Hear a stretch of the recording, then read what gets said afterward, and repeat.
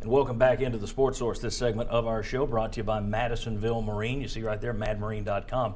Not only do they have fantastic prices and selection on boats, but in terms of boating accessories, for somebody who likes to ski, someone who just likes to get out in that boat and enjoy the weather come spring, come summer, they have great accessories available at Madisonville Marine. It's a great place to go for stocking stuffers, for last-minute gifts here as we roll toward Christmas. Madisonville Marine. All right, guys, I want to go around the SEC a little bit in this segment. Let's take a look at the coaching changes that we had in the league. Let's go ahead and put this up. As you see, LSU fired Les Miles and hired Les Miles all in the same day. That's a pretty good hire, really. That was a really good hire. It was amazing he was available. Had a The good LSU, record. the LSU thing, just amazing. And the school president went out this week and gave two different stories to two different papers. One, they made the decision early in the week. The other paper, he tells now we did it at after halftime. Crazy. He did one with its Business Insider down there, and the other one was with the Baton Rouge Advocate. Two different versions. So LSU, look, they wore egg on their face, and you don't know if you're Les Miles, how safe do you feel for next year? They were playing in the Egg Bowl and didn't know it. Didn't know it, the egg in your face ball. That's right. All right, so Georgia fired Mark Richt right after our show last Sunday. They waited until we went off the air. Miami hired him by the end of the week. If you go back to segment 5, you go look online, November 1st, segment 5, check it out. You'll see me saying, Mark Richt, get while the getting's good, get to Miami.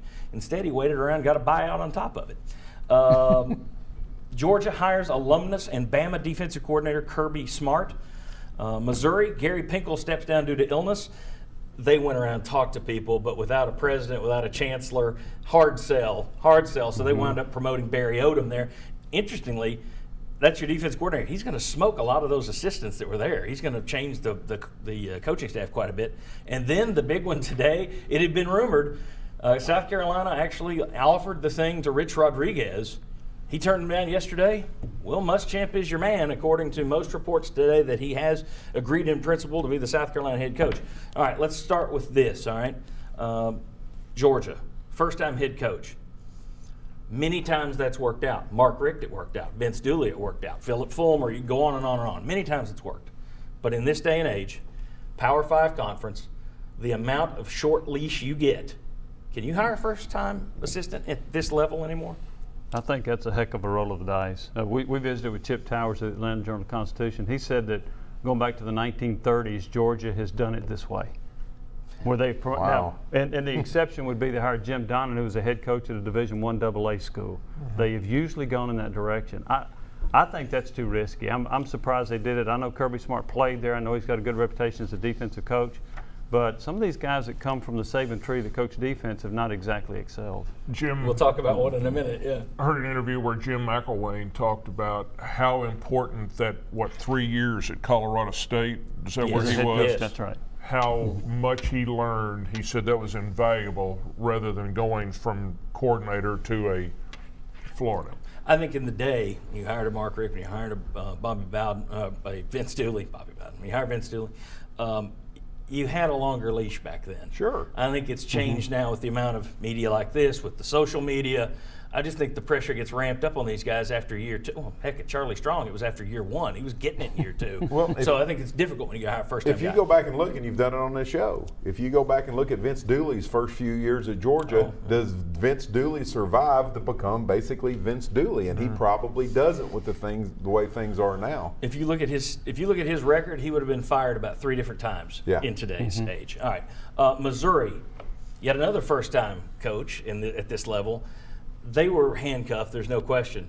But I think in the case of Georgia and Missouri, if you're Tennessee looking at the East, okay, you trade Mark Richt for a first-timer, a guy that averaged 10 wins a year for a first-timer. At Missouri, you're trading in their all-time best coach for a coordinator who's going to blow up the staff. Aren't you kind of feeling pretty good about those 2 moves if you're Tennessee right now? Yeah, I feel very good about those moves. And I know we're about to go to the next move, and I feel Only even get better about that okay. move. But yeah, I think if you're Tennessee right now and you're young, you've got a solid coach in place. I mean, I think you've got to be feeling as good right now as you have. You got to go back to the late 90s to feel this good about things. You not only got 3 coordinators coming, they're all defensive coordinators coming into the SEC. So Missouri's defense is already pretty good. Georgia's is pretty good, and Muschamp will at least make South Carolina's defense better. So if I'm Mike DeBoer, I'm And you strapping kinda it had- on. The interesting thing about Kirby Smart, if there's one kind of offense, though, that's given Alabama trouble, it's that spread, zone read stuff that Tennessee does. So I think Tennessee fans have to hope that he struggles at Georgia. And by struggles, they went 12-1 every year. But, Yeah. what were you going to say? Were you going to add something? No, not Okay. now. I'm sorry. I'm I interrupted and you 54. forgot it. Yeah, all right. South Carolina winds up Will Muschamp. He won 11 games one year. He won 6, and it would have been 7 if a game hadn't been canceled.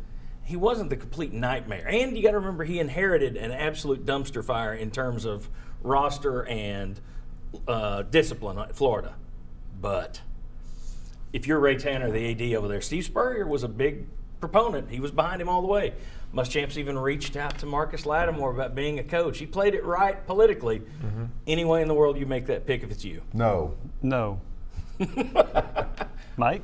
Well, it depends on who else turned you down and who else you got. Now, I would think no, that I wouldn't hire Will Muschamp, but I don't know by this point. I don't know who all they were looking at. They looked at Rich Rodriguez, who turned them down yesterday. Right. So a And bunch of people turned them down. in an unusual situation, the AD at Arizona said, I I've don't know never if I've seen seen that that. before. He said, great news. Rich Rodriguez is going to stay a Wildcat. He turned down South Carolina.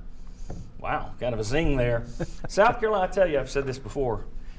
They interviewed Greg Schiano, who took the worst program in college football at Rutgers, turned it into a bowl team. He's also highly thought of by Bill Belichick. He's in a circle of Urban Meyer, Nick Saban, Kirk Ferentz. I'm glad for Tennessee's sake that Greg Schiano didn't wind up in the SEC. Yeah. The guy, I don't care what he did with the Buccaneers, that guy could coach. And if you gave me the option of Schiano or Muschamp, Yeah. are you kidding me? A guy that built Yeah, Rutgers? That's there's a lot to be said for looking at Schiano's credentials and making that hire. I don't know if they made a move for Dan Mullen, but I would have. I'd have tried really hard to hire him. Here's why I don't think Muschamp's going to work at South Carolina. He's a defensive guy. His offenses at Florida were usually a mess. Yeah. So he's going to make the defense pretty good, but he's going to run that antiquated, run it up the middle. We're going to pound it at you all the time. I don't know if that's going to work at South Carolina. I'll say this. It's a good hire if he can hire Steve Spurrier as offensive coordinator. He's to hire a good If he coordinator. can do that, he'll be all right. And we said this a couple weeks ago. He's going to have a hard time, much harder than Steve Spurrier had. He's not starting against Tommy Bowden and those 8-5 teams. He's going up against Dabo Swinney, who has the #1 team in the country, and Clemson is rolling. They are keeping those guys in state. They're winning those battles that Spurrier won with Lattimore and Clowney. Muschamp better be able to bring the recruiting prowess to South Carolina. All right, when we come back, basketball. At this point, how's Tennessee looking? About what we expected? We'll discuss. Come on back on the Sports Source. From East Tennessee to the Carolinas, no job is too big for Benedict Construction. Patios and decks, custom remodels, even custom homes.